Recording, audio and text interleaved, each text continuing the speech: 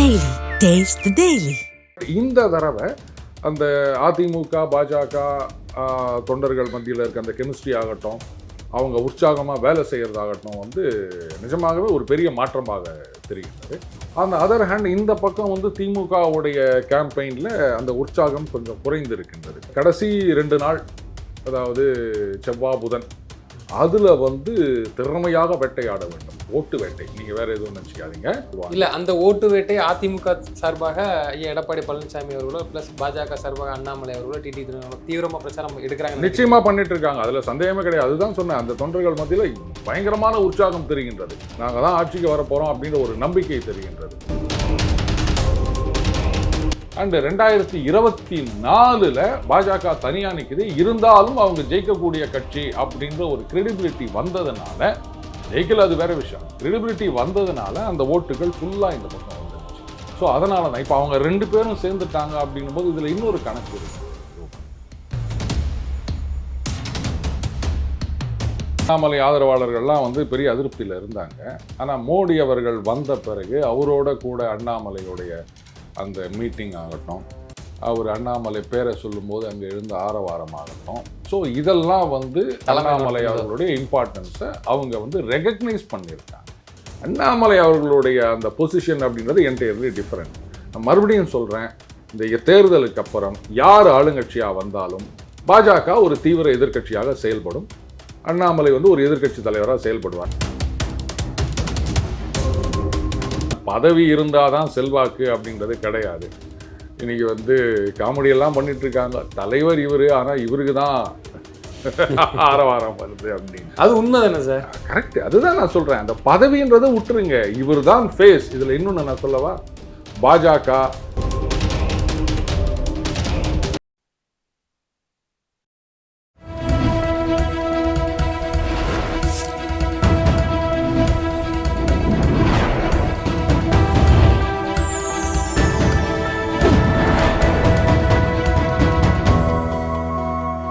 Channel 5 தமிழர்களுக்கு வணக்கம். இன்றைய நேரங்களில் நம்மோடு பேச இருப்பது டெய்லி பஞ்ச் அருண் அவர்கள். சார் வணக்கம் சார். வணக்கம் ரூபன் சார். தேர்தல் கிட்டத்தட்ட நெருங்கிட்டு இன்னும் இடையில ஒரு நாள் தான் இருக்குது. இன்னைக்கு 6 மணி, அதாவது சாயந்தரம் 6 மணியோட பிரச்சாரம் நிறைவு பெறுது. எப்படி பார்க்குறீங்க? களம் யாருக்கு சாதகமாக அமையுது? இப்போவும் நான் சொல்கிறேன், இந்த 21 எலெக்ஷனுக்கு முன்னாடி அந்த எஸ்பெஷலி கொரோனா காலகட்டத்தில் எடப்பாடி அவர்களுடைய அட்மினிஸ்ட்ரேஷன் அப்படின்றது ரொம்ப நல்லா இருந்தது. ஆனால் அதை அவங்களால யூட்டிலைஸ் பண்ணிக்க தெரியல. ஏன்னா அப்போ ஆட்சி செய்வதிலேயே அவர் இருந்ததுனால அரசியல் செய்ய முடியல. வேற திமுக தரப்பில் அவங்க முழுக்க அரசியல் பண்ணிட்டு இருந்தாங்க. ஸோ அங்கே பேசுவதற்கு ஆட்கள் இல்லை. அண்ட் அண்ணாமலை அவர்கள் அப்போ தான் இந்த நேரம் அவரை முழுமையாக யூஸ் பண்ணிக்காமல் அவர் அரவக்குறிச்சியில் சுருக்கிட்டாங்க ஒரு தொகுதியில். அப்போ தலைவராக முருகன் அவர்கள் இருந்தார். அவரும் அவருடைய துறை தாராபுரமாக, ஆமாம், அதில் அவர் கேம்பெயினில் மும்முரமாக இருந்தார். ஸோ இந்த பக்கம் திமுக கூட்டணியில் பார்த்தீங்கன்னா ஏராளமான பேர் பேசுவதற்கு, அது திமுக பேச்சாளர்களையும் கொண்டு வளர்ந்த கட்சி இல்லை, அப்படி இருந்தது. 24 வேற மாதிரி. பட் இந்த தடவை அந்த அதிமுக பாஜக தொண்டர்கள் மத்தியில் இருக்க அந்த கெமிஸ்ட்ரி ஆகட்டும், அவங்க உற்சாகமாக வேலை செய்கிறதாகட்டும் நிஜமாகவே ஒரு பெரிய மாற்றமாக தெரிகின்றது. அந்த அதர் ஹேண்ட் இந்த பக்கம் திமுகவுடைய கேம்பெயினில் அந்த உற்சாகம் கொஞ்சம் குறைந்திருக்கின்றது. அவங்களுடைய உத்வேகமாகட்டும், இல்லை போகிற இடத்துல மக்களுடைய ரிசப்ஷன் ஆகட்டும், ரெண்டுமே அப்படி தான் இருக்குது. இது நான் சொல்லலைப்பா, இந்த திமுக பத்திரிகையாளர்களே சொல்கிற விஷயம் இது, கேம்பெயின் எடுபடலை அப்படின்னு. இது எதை காட்டுகின்றது அப்படின்னு என்ன கேட்காதீங்க. இன்னொன்று பார்க்குறோம், இந்த தடவை நிறைய இடங்களில் அதிமுகவினரோ இல்லை மற்றவங்களோ போயிட்டு இந்த மாதிரி இங்கே பணம் வச்சுருந்தாங்க அப்படி இப்படி அப்படின்னு அந்த சம்பவங்களும் இப்போ நிறைய செய்திகளில் வந்துட்டுருக்கு. இவங்களே பிடிச்சி கொடுக்குறாங்க. ஆமாம். ஸோ அந்த மாதிரி ஒரு 4-5 செய்தி வந்ததில்லை, நம்ம பார்க்குறோம்ல. ஸோ அந்த கடைசி 2 நாள், அதாவது செவ்வாய் புதன், அதில் திறமையாக வேட்டையாட வேண்டும். ஓட்டு வேட்டை, நீங்கள் வேறு எதுவும் நினச்சிக்காதீங்க. அதுதான் டோர் டு டோர் கேம்பெயின்னு சொல்லுவாங்க. இல்லை, அந்த ஓட்டு வேட்டை அதிமுக சார்பாக ஐயா எடப்பாடி பழனிசாமி அவர்களோ ப்ளஸ் பாஜக சார்பாக அண்ணாமலை அவர்களோ டிடி தீவிரமாக பிரச்சாரம் எடுக்கிறாங்க. நிச்சயமாக பண்ணிட்டு இருக்காங்க, அதில் சந்தேகமே கிடையாது. அதுதான் சொன்னேன், அந்த தொண்டர்கள் மத்தியில் பயங்கரமான உற்சாகம் தெரிகின்றது. நாங்கள் தான் ஆட்சிக்கு வரப்போகிறோம் அப்படின்ற ஒரு நம்பிக்கை தெரிகின்றது. நம்ம ஐபிஎல் மேட்சை பார்க்கும்போது பாடி லாங்குவேஜ்னு சொல்லுவாங்க, என்னையா இவங்க ஜெயிக்கிற மாதிரியே ஆடலையா இவங்க அப்படின்வாங்க. அதை பார்க்கும்போதே நமக்கு தெரியும் இவங்க ஜெயிக்கிறாங்களா தோக்குறாங்களா அப்படின்னு சொல்லிட்டு. அந்த கான்ஃபிடென்ஸ், அதுதான் அந்த வெற்றிக்கும் தோல்விக்குமான வித்தியாசமாக இருக்கின்றது. ஸோ அந்த கான்ஃபிடென்ஸ் இப்போ என்டிஏ மத்தியில் இருக்குது. அதைத்தான் நான் பார்க்குறேன். அந்த கடைசி 2 நாள் அந்த மாற்றங்கள் அது சப்டியூவாக தான் நடக்கும், வெளில தெரியாது. இந்த வாக்கை பிரிக்கிறாங்கன்னு சொல்லிட்டு ஒரு சில கட்சிகள், இவங்களால வாக்கு பிரியும். ஒரு பக்கம் ஐயா ஸ்டாலின் அவர்கள், இன்னொரு பக்கம் ஐயா எடப்பாடி பழனிசாமி அவர்களுக்கு தான் களத்தில் போட்டி. இப்போ இதில் 2 பேரில் யாரை தீர்மானிக்க போகிறோங்கிறதுல வந்து அடுத்த ஒரு 2 பேர் அவங்களால தான் அப்படின்னு சொல்கிற மாதிரி சொல்கிறாங்க. திரு சீமான் அவர்களாக இருக்கட்டும், திரு விஜய் அவர்களாக இருக்கட்டும், இதை வச்சு சொல்கிறாங்க. இந்த ஓட்டு பிரியதுனால யாருக்கு லாபம் யாருக்கு நட்டம்ன்ட்டு நம்ம சமூகத்தை கூட பேசியிருப்போம். அது இந்த முறை எந்த அளவுக்கு பாசிபிளாக அமையும் சார்? அது இந்த சீமான் அவர்களுடைய வாக்கே பிரிகிறது. அவர் யார் வாக்கை பிரிகிறாரெலாம் கேட்காதீங்க. அவருடைய ஓட்டே குறையுது. அண்டு நேச்சுரலி அது வந்து தாவேக்காவுக்கு தான் போகுது, நான் இல்லைன்னு சொல்லலை. அண்டு தாவேக்காலையும் வந்து ஒரு சில இடங்களில் கொஞ்சம் உற்சாகமாக பிரச்சாரம் பண்ணிட்டு இருக்காங்க, ஒரு சில இடங்களில், அவ்வளோதான். இது ஓவராலாக இருக்குமா அப்படின்னா அந்த ஒரு சில இடங்கள்லையாவது கைப்பற்றுவதற்கு, தொகுதியில் கைப்பற்றுவதற்கு இல்லை. மும்முனை போட்டி, நீங்கள் நாத்தாக்கா விட்டுருங்க, மும்முனை போட்டி அப்படின்னு வந்தாச்சுன்னா இப்போ திமுக அதிமுக 2 பேரும் கிட்டத்தட்ட சமபலமாக இருக்காங்க அப்படின்னும் போது 35% நீங்கள் வாங்கினா மட்டும்தான் ஜெயிக்க முடியும் ஒரு தொகுதியில். ஏன்னா அவங்க 2 பேரும் 30 இல்லை 28 இல்லை 30 25 அப்படி வாங்குறாங்க அப்படின்னும் போது மற்றதெல்லாம் போக 35 அப்படின்னா தான் நீங்கள் ஜெயிக்கிறது அப்படின்னு சொல்ல முடியும். ஆனால் அந்த 35 டச் பண்ணுவாங்களான்றது ரொம்ப கஷ்டம் தாவேகாவை பொறுத்த வரைக்கும். மேபி விஜய் அவர்கள் போட்டி போடுற தொகுதியில் கூட அது கஷ்டமாக தான் இருக்கும்னு நான் பார்க்குறேன். 35 டச் பண்ணுறது சான்ஸ் இல்லைன்றதுனால ஜெயிக்க முடியாது. பட் நீங்கள் கேட்ட மாதிரி தாவேகா வந்து பெரும்பாலும் திமுக கூட்டணி வாக்குகளைத்தான் பிரிக்கப் போகின்றது. நியூட்ரல் ஓட்டர்ஸ் அப்படின்னு சொன்னால் ஃபர்ஸ்ட் டைம் ஓட்டர்ஸ், அது அதிமுக ஓட்டு கிடையாது. ஏன்னா இது வரைக்கும் அவங்க யாருக்குமே ஓட்டு போட்டது கிடையாது. ஃபர்ஸ்ட் டைம்னா அதான அர்த்தம், முதல் தடவையாக வந்து ஓட்டு போடுறாங்க அப்படின்னு. அதனால் அது அதிமுகவுக்கு லாஸ்ன்னு சொல்ல முடியாது. அவங்களும் நியூட்ரலில் தான் வருவாங்க. ஆனால் பட் திமுக கூட்டணியில் இருக்கின்ற வாக்கில் ஒரு கணிசமான பகுதியை தாவேகா பிரிக்கின்றது. இங்கே தான் வந்து திமுகவுக்கு ப்ரெஷர் இன்க்ரீஸ் ஆகுது. இல்லை, அது நம்ம எந்த அடிப்படையில் சார் அப்படி நம்ம சொல்லலாம்? ஏன்னா அதிமுக ஓட்டு ஐயா எடப்பாடி பழனிசாமி அவர்களுக்கு அப்புறம் கரைந்து கொண்டே தான் இருக்குது, தேய்ந்து கொண்டே தான் இருக்குது. அந்த ஓட்டை தானே சீமான் அவர்களும் விஜய் அவர்களும் பிரிக்கிறாங்கன்னு சொல்கிறாங்க. இல்லை ரூபன், எல்லாம் இந்த மாதிரி தான் ஒரு தப்பான அசம்ஷன். ஒரு 21% அதிமுக ஓட்டு அது வந்து கொஞ்சம் குறையுது, 18வது 19வது அப்படின்னா அதில் ஒரு பெரிய ரீசனை நீங்கள் பார்க்கணும். அந்த 21% அப்படின்றதுல வந்து இந்த பாஜக சார்பு ஓட்டுகளும் இருக்கும். ஏன்னா பாஜக பெரும்பாலும் தனியாக நிற்கும் போது ஐயா இது ஜெயிக்காது, இதுக்கு ஓட்டு போட்டால் திமுக வந்துடும் அப்படின்ட்டு அதிமுக ஓட்டு போடுறவங்க நிறைய பேர் இருக்காம்பாங்க பாஜக ஆதரவாளர்களில். பட் ஆஃப் லேட் அது மாறி போச்சு. அண்டு 2024 பாஜக தனியாக நிற்குது, இருந்தாலும் அவங்க ஜெயிக்கக்கூடிய கட்சி அப்படின்ற ஒரு கிரெடிபிலிட்டி வந்ததுனால, ஜெயிக்கல அது வேற விஷயம், அந்த கிரெடிபிலிட்டி வந்ததுனால அந்த ஓட்டுகள் ஃபுல்லாக இந்த பக்கம் வந்துடுச்சு. ஸோ அதனால தான் இப்போ அவங்க 2 பேரும் சேர்ந்துட்டாங்க அப்படின்னும் போது இதில் இன்னொரு கணக்கு இருக்குது ரூபன். அதாவது 1+1 அப்படின்றது எப்போவுமே 2ஆக இருக்காது அரசியலில். இப்போது நீங்கள் ஒரு கட்சி, அவர் ஒரு கட்சி, நீங்கள் ஒரு 10%, அவர் ஒரு 10% அப்படின்னா அப்போ 2 பேரும் சேர்த்தா 20 வருது. அப்போ நாளைக்கு நம்ம 2 பேரும் அலையன்ஸில் சேர்ந்து நின்றா 20% வாங்கிடுவாங்க அப்படின்னு ஷூராக சொல்ல முடியாது.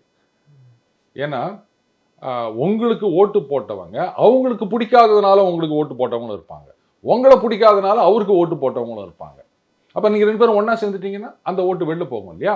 ஆனால் இந்த தடவை இந்த அதிமுக, பாஜக, பாமக, அமமுக இந்த ஓட்டுக்கள் அப்படின்றது வந்து அந்த மாதிரி கட் பண்ணக்கூடிய ஓட்டுகளால் எல்லாமே வந்து ஒன்றிணைந்து விட்டதாக தான் நான் பார்க்குறேன். அதனால தான் என்டிஏ அட்வான்டேஜ்னு நான் சொல்கிறேன். இல்லை, அதை பிரிக்கிறதுக்கு கூட ஐயா பெரியவர் மருத்துவரை ஒரு பக்கம் தனியாக அவருக்கு அன்புமணிக்கு ஓட்டு போடாதீங்க, தொண்டர் கூட ஒருத்தர் ஓட்டு போட்டிங்கன்னா நான் தற்கொலை பண்ணிப்பேன் சௌமியா அவர்களுக்கு, இன்னொரு பக்கம் வந்து அமமுக பிரிக்கிறதுக்கு சசிகலா அம்மையார். ஸோ இந்த வேலையும் நடந்துக்கிட்டு தான் இருக்குது. இதில் பாதிப்பு ஏற்படாதான் என்ன இந்த முறை? அவங்க 2 பேரால் மக்கள் முட்டாள் இல்லை, அதை புரிஞ்சுக்கணும். முடிவு பண்ணிட்டாங்க அப்போ. ஏன்னா இன்னைக்கு வந்து ஐயா ராமதாஸ் அவர்கள் யாரோட போய் சேர்ந்திருக்காரு? சசிகலா அவர்களுடைய அவங்க புதுசாக ஆரம்பித்த கட்சியோட போய் சேர்ந்திருக்காரு. அவங்க 2 பேரும் சேர்ந்து முதல்ல 234 தொகுதியிலேயே ஆளையே நிற்க வைக்க முடியல. அவங்க கணிசமாக பிளான் பண்ணி எங்கெங்க பாட்டாளி மக்கள் கட்சி எந்த பக்கம் ஸ்ட்ராங்காக இருக்கோ அதை உடைக்கிறதுக்கு அவ அப்பா நிற்கிறாரு. நடக்காது ரூபன். அதைத்தான் கேட்குறேன், எந்த பாதிப்பும் ஏற்படுத்த மிக மிக குறைந்த அளவில் தான் அவங்க ஓட்டு வாங்க முடியும், மற்றபடி மாம்பழம் தான். ஏன்னா அவங்களுக்கு தெரிஞ்சு போச்சு இதுதான் வந்து வின்னிங் காம்பினேஷன், அட்லீஸ்ட் ஃபியூச்சர் அப்படின்றது அன்புமணி அவர்களோட தான் பாமக அப்படின்னு. அதனால் அங்கே போயிட்டு நான் ஓட்டை பிரிக்கிறேன் அப்படின்றது ஏதோ கொஞ்சம் ஒரு சுயேட்சை மாதிரி பண்ணலாமே தவிர பெரிய அளவில் ஓட்டு பிரியாது. அடுத்தது சசிகலா அவர்கள் ஓட்டை பிரிப்பாங்க அப்படின்னா மறுபடியும் நான் சொல்வேன், மக்கள் முட்டாள்கள் கிடையாது, அவங்க புத்திசாலிகள். அதனால் அதெல்லாம் நடக்காது. ரிசல்ட் வந்தோடனே நீங்கள் பார்க்க தானே போகிறீங்க, சசிகலா அவர்கள் கட்சி எவ்வளோ ஓட்டு வாங்குது, ராமதாஸ் அவர்கள் கேண்டிடேட்ஸ்லாம் எவ்வளோ ஓட்டு வாங்க போகிறாருன்னு அப்போ தெரியும். திரு அண்ணாமலை அவர்கள் கடைசியாக பிரச்சாரம், தீவிர பிரச்சாரத்தில் தான் தற்போது வரை இருக்கிறாங்க. பயங்கர பிரச்சாரம் பண்ணிட்டு இருக்கிறாங்க. முடிஞ்ச அளவுக்கு அவங்களால என்ன எஃபர்ட்டை போடாமல் போடுறாங்க. இந்த தேர்தலுக்கு அப்புறம் ஒரு மிகப்பெரிய மாற்றம் இருக்கும். அடுத்து பாஜகவே வந்து என்னென்னா பார்லிமெண்ட் எலெக்ஷனுக்கு ரெடி ஆகுறாங்க அப்படிங்கிறாங்களே, அதுக்கான அடுத்த களத்துக்கான அண்ணாமலையை ப்ரிப்பேர் பண்ணுறதுக்காக இந்த தீவிர பிரச்சாரம். அதாவது அண்ணாமலை ஆதரவாளர்கள்லாம் வந்து பெரிய அதிருப்தியில் இருந்தாங்க. ஆனால் மோடி அவர்கள் வந்த பிறகு அவரோட கூட அண்ணாமலையுடைய அந்த மீட்டிங் ஆகட்டும், அவர் அண்ணாமலை பேரை சொல்லும்போது அங்கே எழுந்த ஆரவாரம் ஆகட்டும், ஸோ இதெல்லாம் வந்து அண்ணாமலை அவர்களுடைய இம்பார்ட்டன்ஸை அவங்க வந்து ரெகக்னைஸ் பண்ணியிருக்காங்க, ரியலைஸ் பண்ணாங்கன்றது. அது ஏற்கனவே அதை நம்ம ரெகக்னைசன் பண்ணுறாங்கன்னு எடுத்துக்க முடியுமா? இல்லை 20% பாஜக பார்லிமெண்ட் எலெக்ஷனுக்கு அண்ணாமலை அவர்களாக வாங்கினது அதுவும் கைமீறி போயிடக்கூடாது, அப்போ அவர் பிரச்சாரம் பண்ணணும், அவர் வரணும், அதுக்காண்டி அந்த மாதிரி ஏங்க திருப்பி எல்லாம் இப்படி தான் கேட்டுருக்காங்க, அவரை யூஸ் பண்ணி தூக்கி போட்டுருவாங்க அப்படின்னு எத்தனை தடவை இல்லை எத்தனை தடவை இப்படியே தான் சொல்லிட்டு இருப்பாங்கன்னு எனக்கு புரியல. இவர் தான் வந்து நமக்கு அது ஒரு நல்லதுதான், அந்த ஓட்டு நமக்கு வரணும் கணிசமா, எங்கேயுமே ஓட்டு போயிடக்கூடாது. ஏங்க அவர் யாருங்க? பாஜகவில் தானே இருக்காரு, அந்த கட்சியுடைய முன்னாள் தலைவர். அவருக்கு தான் இவ்வளோ இம்பார்ட்டன்ஸ் கொடுத்து வச்சிருக்காங்க. அப்புறம் வந்து ஓட்டு போயிடக்கூடாது அப்படின்னா அதுக்கப்புறம் நீங்கள் வந்து சசிகலா அவர்களை கூட சேர்த்து இருந்திருக்கலாமா? ஓட்டு போயிடக்கூடாது இல்லை, அதைத்தான் நான் சொல்ல வரேன். நீங்களே வந்து ஒத்துக்கினீங்க. அண்ணாமலை அவர்களுடைய அந்த பொசிஷன் அப்படின்றது என்டையர்லி டிஃப்ரெண்ட். நான் மறுபடியும் சொல்கிறேன், இந்த தேர்தலுக்கு அப்புறம் யார் ஆளுங்கட்சியாக வந்தாலும் பாஜக ஒரு தீவிர எதிர்க்கட்சியாக செயல்படும். அண்ணாமலை வந்து ஒரு எதிர்க்கட்சி தலைவராக செயல்படுவார். உடனே சில பேர் சொல்லுவாங்க அவர் எம்எல்ஏ ஆகலர். வருங்க 21 அவர் எம்எல்ஏ ஆனாரா? இல்லை, இந்த எம்எல்ஏ இருங்க, 21 அவர் எம்எல்ஏ ஆனாரா? இல்லை, தோத்து போயிட்டாரு. இங்கே எதிர்க்கட்சி யார்? அதிமுகவாகத்தான் இருந்தது. ஆனால் ஆக்சுவலாக எதிர்க்கட்சியாக செயல்பட்டது யார்? எதிர்க்கட்சி தலைவர் மாதிரி செயல்பட்டது யார்? அவ்வளோதான் நான் சொல்ல முடியும், வேற ஒன்றும் சொல்ல முடியாது. அது அதிமுகவாக இருந்தாலும் சரி, திமுகவாக இருந்தாலும் சரி. இல்லை, பல பேர் என்ன சொல்கிறாங்கன்னா, திரு அண்ணாமலை அவர்கள் வந்து தேர்தலில் முதல்ல போட்டியிடக்கூடாது, நீங்கள் சொன்ன மாதிரி தான் சொல்கிறாங்க. அவர் இப்போ வந்து கட்சிக்காண்டி உழைக்கணும், என்டிஏ வெற்றிக்காண்டி உழைக்கணுங்கிறாங்க. ஆனால் அந்த தேர்தலில் நிற்காததுக்கு காரணமே என்ன சொல்கிறாங்கன்னா, தேர்தல் முடிஞ்சு அது எந்த மாதிரி அவுட்புட் வந்தாலும் சரி, பட் அண்ணாமலைக்கு அடுத்த எலெக்ஷனுக்கு பார்லிமெண்ட்டுக்கு வந்து ஸ்டடி பண்ணுவாங்க, அவர் மாநில தலைவரை கூட மீண்டும் ஆக்கலாம் அப்படின்லாம் பேசுகிறாங்க. அதனால தான் இந்த தேர்தலில் நிற்கலை, வேண்டான்னு சொல்லிட்டாங்க அப்படிங்கிற மாதிரிலாம் ஒரு தகவல் பரவு. மாநில தலைவராக்கணும் அப்படின்றதெல்லாம் கூட ஒன்றும் அவசியம் கிடையாது. நான் மறுபடியும் அதான் சொல்லேன், பதவி இருந்தால் தான் செல்வாக்கு அப்படின்றது கிடையாது. இன்றைக்கி வந்து காமெடியெல்லாம் பண்ணிட்டு இருக்காங்க, தலைவர் இவர், ஆனால் இவருக்கு தான் ஆரவாரம் வருது அப்படின்னு. அது உண்மை தானே சார்? கரெக்ட், அதுதான் நான் சொல்கிறேன். அந்த பதவின்றதை விட்டுருங்க, இவர் தான் ஃபேஸ். இதில் இன்னொன்று நான் சொல்லவா, பாஜக காங்கிரஸ் இந்த 2 கட்சிகள்லையும் மாநில தலைவர் வேற, சிஎம் கேண்டிடேட் வேற. என்னவா இல்லை, அது எல்லா ஸ்டேட்லையும் அப்படி தான் இருக்கா? ஆமாம், கட்சி தலைவர்னு ஒருத்தர் இருப்பாங்க, சிஎம்மா ஒருத்தராக இருப்பாங்க பாஜக. இப்போ தேசிய தலைவர், மாநில தலைவர் தான் சிஎம்மா இருக்கணுங்கிற அவசியமும் இல்லை. மோஸ்ட்லி அந்த மாதிரி வைக்க மாட்டாங்க. இப்போ பாஜக கட்சியுடைய தேசிய தலைவர் யாரு? நவீன். அவர் பிஎம். ஆனால் காங்கிரஸில் பிஎம் போஸ்ட்டுக்கு மட்டும் அப்படி வச்சிருவாங்க. கட்சி தலைவர் இந்திரா காந்தி, அதுக்கப்புறமா வந்து சோனியா காந்தி, அப்புறம் ராகுல், பிரியங்கா, இப்படி இவங்களே வச்சுப்பாங்க. உடனே சார் இப்போ வந்து மல்லிகார்ஜுன கர்கே அவர்கள் தலைவராக இருக்காருன்னு சொல்லாதீங்க, தலைவர்னு அவர் இருக்காரு. ஆனால் கனிமொழி அவர்களே வந்து ராகுலை பார்த்து தான் பேசிட்டு வராங்க, கட்சியில் குழப்பம் அப்படின்னும் போது, கூட்டணியில் குழப்பம்னு போது கர்கே அவர்களை போய் பார்க்கல. புரியுதுங்களா? கரெக்ட். அதனால வந்து மாநில தலைவர், அப்போ சிஎம் வந்து எப்படி மாநில தலைவர் இல்லாமல்? அகைன் மோஸ்ட்லி பாஜகலையும் சரி காங்கிரஸ்லையும் சரி கட்சி தலைவர் ஒருத்தர் இருப்பாரு, இங்க வந்து முதலமைச்சர் ஒருத்தரா இருப்பாரு. அப்படிதான் அவங்க வச்சிருக்காங்க. அதுவுமே பாஜகவில் ஒரு தமிழ்நாட்டில் பொறுத்தர் சிஎம்மா வராங்க, ஒருவேளை வராங்க அப்படின்னு வச்சாருந்தா கூட கண்டினியூ அவங்க தான் இருப்பாங்களா என்ன? இதில் என்ன கேள்வி? யோகி இல்லையா, சௌஹான் அத்தனை வருஷம் இல்லையா, இப்போதானே எலிவேட் ஆகிட்டு போனாரு. அவரை ஒதுக்கி தள்ளினாங்க, அப்புறம் அடி வாங்கினாங்க, மறுபடியும் அவரை கூப்பிட்டுருந்தாங்க இல்லையா? நான் கேட்குறேன். ஸோ அந்த மாதிரி கூட அண்ணாமலை அவர்கள் இருக்கலாம். இது பாருங்க, இது இருக்கலாம்னா இல்லை, அவர் தான் இருக்க போறாரு. ஏன் இருக்கலாம் கலாம்னு அப்படியே இழுத்துட்டு இருக்கீங்க நீங்க? இருக்கிறார், இருக்க போகிறார். அவர் வரை வரைக்கும் இழுத்துட்டு தான் இருக்கணுங்கிற மாதிரி தான் இருக்கு. அவர் தான் இருக்க போகிறார், அவ்வளவுதான். ஏன்னா தலைமை பதவி அப்படின்றது வந்து அந்த இதுக்கு தடை, அதனால வேணவே வேணாம். அவரு கட்சி பணி இன்னைக்கு ஒரு ஸ்டார் கேம்பெயினராக அவரை தானே யூஸ் பண்ணிட்டு இருக்காங்க. அதுலேருந்தே தெரிய வேணாமா? ஆனால் தலைவர் யாரும் ஒன்றா இருந்துட்டு போட்டேங்க. நிச்சயமா சார். பாஜகவுக்கு கூட இந்த தேர்தலில் ஒருவேளை தோற்றாலும் கூட கவலை கிடையாது. ஏன்னா அடுத்து மீண்டும் எழுவாங்க. திரு அண்ணாமலை அவர்கள் கூட ரோலுக்கு கொண்டு வரலாம், அவங்க நினைச்சா, தலைமை நினைச்சா. ஆனால் அதிமுகவுக்கு அந்த நிலைமை இல்லையே சார். அதை எப்படி பார்க்குறீங்க? ஒருவேளை எடப்பாடி பழனிசாமி அவர்கள் இந்த ரவுண்டு பெறுவதையும் கோட்டை விட்டாருன்னா நிலைமை எப்படி இருக்கும்? கொஞ்சம் கஷ்டமான நிலைமை தான். கட்சிக்குள்ளே வந்து ப்ரெஷர் அதிகமாகும். உடனே சில பேர் வந்து பார்த்தீங்களா, ஓபிஎஸ் போயிட்டார், சசிகலா போயிட்டாங்க, அதனால தான் அப்படின்வாங்க. அது உண்மையாக இருக்காது. இருந்தாலும் எதையோ பண்ணணுமே அப்படின்னு இப்போ ஒரு டீம் தோத்துக்கினே இருக்குது அப்படின்னு சொன்னால், உண்மையாக என்ன தோல்விக்கு காரணம்லாம் தெரியாததோ, அவர் போயிட்டாரு, அவரை கூப்பிடு, அவரை பெஞ்சில் உட்காந்து சொல்கிறேன், இவரை கூப்பிடு அப்படின்னு. எப்பா இதுக்கு முன்னாடி மட்டும் அவர் எந்த லட்சத்தில் ஆடினார், எவ்வளோ ரன் அடிச்சார், அதெல்லாம் பார்க்க மாட்டாங்க. எதையாவது ஒன்று பண்ணணுமே அப்படின்னு ரேஷனல் திங்கிங் அங்கே இருக்காது. கொஞ்சம் கஷ்டம்தான். ஆனால் இப்போ பாஜகவுடன் சேர்ந்து இருப்பதனால வந்து பெரிய அளவில் ஒரு அடி ஓட் ஷேர்லையோ இதுலையோ அப்படின்னு நான் எதிர்பார்க்கல அதிமுகவுக்கு. ஆமாம் ஆமாம். அதனால தேவில் இல்லை, பாஜகவுடைய தனி நிலைப்பாடு அது வேற. அவங்க திரு அண்ணாமலை எடுத்த முடிவு தான். நான் தனியாக தான் நிற்பேன். ஏன்னா இந்த கட்சிக்குன்னு ஒரு மரியாதையை கொண்டு வரணும். இதுக்கு முன்னாடி அடிமையாக இருந்த கட்சி அப்படின்னா நிறைய பேசியிருக்கிறாங்க, பார்த்துருப்போம். அது பாஜக பிரச்சனையே கிடையாது. தோற்றாலும் அடுத்து வேற மாதிரி ரெடி பண்ணிடுவாங்க. நான் அதிமுகவுக்கு அப்படி கிடையாது. அதிமுக திரு அம்மையார் காலத்திலேருந்து பாஜக கூட ஒருபோதும் கூட்டணி வைக்கல. அந்த அந்த விஷயத்தை வந்து அவங்க எப்படி முன்னாள் முதல்வர் திரு ஜெயலலிதா அம்மையார் ஒரு எந்த ஸ்ட்ராட்டஜியில் எடுத்து கொண்டு போனாங்க? வாஜ்பாய் அவர்களோட கொஞ்ச நாள் கூட்டணியில் இருந்தாங்க. மத்தியில் பார்லிமெண்ட், சட்டசபைக்கு சொல்றேன் வந்து இங்க வேற காரணங்களால அதை கவுத்து விட்டாங்க. ஏன்னா திரு ஸ்டாலின் அவர்கள் நீ கூட பிரச்சனை பண்ணும்போது இல்லை, நான் தான் சொல்ல வரேன். அதாவது அந்த கரிஸ்மேட்டிக் லீடர்ஷிப் அப்படின்றது ஒன்று, அது இல்லாததை வந்து வேற வழிகளில் வந்து இது பண்ண முடியும். இப்போ யோகி அப்படின்னும் போது அங்கே யூபியில் அது வேற லெவல், ஒரு பீப்புள் கனெக்ட். இங்கே இருக்கவங்கெல்லாம் வந்து ஒரு சிஎம் அப்படின்னா வந்து அப்படி இருக்கணும் இப்படி இருக்கணும்னு எல்லாம் என்னென்னோ சொல்லிட்டு இருந்தாங்க. ஆனால் அவருடைய இந்த மோடி மேஜிக் மாதிரி இங்கே யோகி மேஜிக் அப்படின்னு யூபியில் அப்படியே தங்கு தடை இல்லாமல் இருக்குது. அண்ட் அவரை பொறுத்த வரைக்கும் இந்த டெவலப்மெண்ட் பேசலை, செஞ்சிட்டு இருக்காரு அவர். எடப்பாடி பழனிசாமி அவர்கள் சொல்ல வரேன். ஸோ அந்த மாதிரி அங்கே பண்ணிட்டு இருக்காங்க. இப்போ நீங்கள் வந்து பாஜக ஆளுகின்ற மற்ற மாநிலங்கள் எடுத்துக்காங்க. குஜராத்தில் சிஎம் பேர் என்னன்னு கேட்டால் தெரியாது.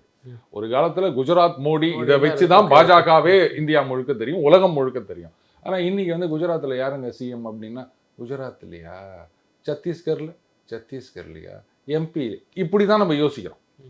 அது வந்து என்ன கேட்டால் ஒரு தவறான டிசிஷன் தான் நான் சொல்லேன் பாஜக பொறுத்த வரைக்கும். ஏன்னா கட்சி தான் பெருசு, சிஎம்ஓ இல்லை யார் சிஎம்ன்றதோ பெருசு இல்லை அப்படின்னு நினச்சிட்டு இருக்காங்க. அது வந்து தே ஹாவ் டு ரிகன்சைல். அங்கே தமிழகத்தில் வந்து கட்சி பெருசு இல்லை அப்படின்னு நினச்சிங்கன்னா, கர்நாடகத்தில் பண்ணி சுட்டுக்கினாங்கல்ல எதியூரப்பா, அவர்களை கைட்டி விட்டுட்டு தோத்தது. Correct sir. இப்போ திரு எடப்பாடி பழனிசாமி அவர்கள் நீங்கள் சொல்லும்போது கூட சொன்னீங்க, அந்த கரிஸ்மா இல்லைனாலும் ஏதோ ஒன்று வச்சு மேனேஜ் பண்ணணும்னு சொன்னீங்களா, அது என்னத்தை வச்சு மேனேஜ் பண்ணுவாங்க? இப்போ சந்திரபாபு நாயுடு எடுத்துக்காங்க. அவர் வந்து ஒரு கரிஸ்மேட்டிக் லீடர் அப்படின்னு சொல்ல முடியாது. என்டிஆர் வந்து மிகப்பெரிய ஒரு கரிஸ்மேட்டிக் லீடராக இருந்தார். ஆனால் அவரையே கட்டம் கட்டிட்டு இவர் மேலே வந்துட்டார்ல, சரியா? ஸோ இவருடைய ப்ளஸ் பாயிண்ட் என்ன அப்படின்னா, அந்த ஆட்சி செய்யும் திறமை. யாரு? ஐயா எடப்பாடி சந்திரபாபு. சந்திரபாபு. இப்போ மோடி எடுத்துக்காங்க. இன்னைக்கு வந்து இந்தியா முழுக்க மோடி மேஜிக், உலகம் முழுக்க நம்ம பேசிட்டு இருக்கோம். அவர் குஜராத் சிஎம்மா இருக்கும்போது என்ன கேரிஸ்மான்னு யாருக்கு தெரியும்? எப்படி அந்த கேரிஸ்மா டெவலப் ஆச்சு? சேல வச்சு அவருடைய சேல், இன்டிவிஜுவல் சேல் தானே. அது வரைக்கும் அவர் எந்த ஒரு கவுன்சிலர் போஸ்ட்லயாவது இருந்திருக்காரா? அவரு இல்ல, அவர் ஒரு காரியகர்த்தா. அவர் ஃபுல்லா பேக்ரவுண்ட்ல இருந்தவர். சரி, அவரை கொண்டு வந்து சிஎம்மா போடுறாங்க. எப்படி யோகி வந்து எம்பியா இருந்தவரை கொண்டாந்து இங்க சிஎம்மா போட்டு பண்ணாங்களோ, அதுக்கப்புறம் அந்த கரிஸ்மான்றது அப்படியே கண்ணாபின்னான் வளர்ந்துருச்சு. Correct sir. இப்போ எதை வச்சு எதை ஃபில் பண்ணுவார்? நீங்கள் சொன்னீங்க கரிஸ்மேட்டிக் லீடர் இல்லாட்டாலும் அதெல்லாம் ஒரு இதை வச்சு மேனேஜ் பண்ணிடுவாங்க. என்ன அப்படி ஐயா எடப்பாடி பழனிசாமி எதை வச்சு ஃபில் பண்ணுவார்? அதுதாங்க நிர்வாகம் அப்படின்னு சொல்றது. ஆட்சிக்கு வந்தா நிர்வாகம், கட்சின்னும் போது கட்சியை மேனேஜ் பண்ணணும். சப்போஸ் அது அவர்கிட்ட இருக்கு. அதுதான் நான் சொல்றேன். வேற என்ன வேணும்னு நினைக்கிறீங்க நீங்க? கட்சியை முதல்ல வந்து சப்போஸ் அதிமுக இந்த தடவை ஆட்சிக்கு வரலன்னு வச்சுக்கோங்க, அப்பவும் என்ன பண்ணணும்? ரைட், அடுத்த 2 வருஷம் பார்லிமெண்ட் எலெக்ஷன் வரைக்கும் கட்சியை வந்து எல்லா பகுதிகளிலையும் போய் பார்க்கணும், தொண்டர்கள் நிர்வாகிகளை சந்திக்கணும். அந்த 2 வருஷம் 3 வருஷமும் வந்து பார்லிமெண்ட் எலெக்ஷன் வரைக்கும் எதிர்க்கட்சியா செய்யாத தலைவர் திரு எடப்பாடி பழனிசாமி அவர்கள் ஆளுங்கட்சிக்கு போனதுக்கு அப்புறம் நிர்வாகம் கரெக்டாக பண்ணுவாங்க. நிர்வாகம் ஒழுங்காக தான் பண்ணிட்டு இருந்தார் அவர். அதெல்லாம் நான் குறை சொல்ல மாட்டேன் ரூபன். அதான் சொல்றேன், கொரோனா பீரியட்ல நல்ல அட்மினிஸ்ட்ரேஷன், அது அதில் சந்தேகமே கிடையாது.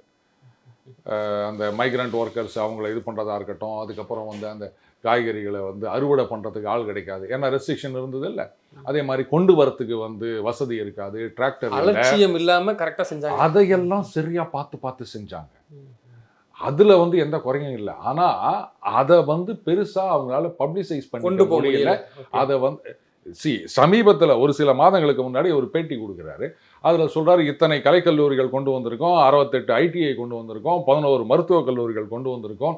ஏங்க, சட்டமன்ற தேர்தல் முடிச்சு எத்தனை வருஷம் கழிச்சு அதை வெளில சொல்றீங்க? பார்லிமெண்ட் தேர்தலும் முடிஞ்சிச்சு, இப்போ சொல்றீங்களாங்க. ஸோ இதுதான் அவருடைய டிராபேக்காக இருந்தது. பட் இதை வந்து அவங்க சரி பண்ணலாம், அது ஒன்றும் பெரிய விஷயம் இல்லை.